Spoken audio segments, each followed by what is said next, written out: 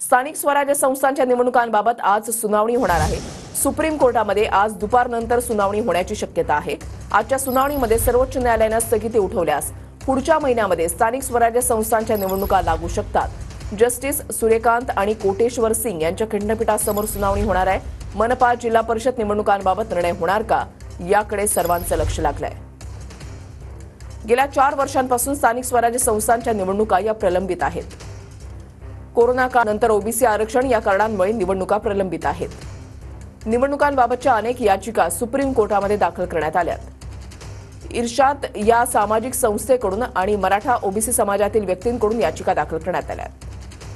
OBC आरक्षण लागू करावं की नाही याबाबत दाखल याचिकांनंतर निवडणुकांवर न्यायालयाने स्थगिती दिली होती। आज सुनावणीवेळी राज्य सरकारचे वकील नेमका काय युक्तिवाद करणार याकडे लक्ष लागलंय। आजच्या सुनावणीमध्ये सर्वोच्च न्यायालयाने स्थगिती उठवल्यास पुढच्या महिन्यामध्ये निवडणुका लागू शकतात।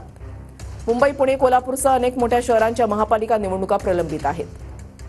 अनेक जिल्ह्यांच्या जिल्हा परिषद निवडणुका सुद्धा प्रलंबित आहेत। लोकप्रतिनिधी नसल्याने अनेक शहरांमधील कामं वेळेवर होत नाहीत अशी तक्रार आहे।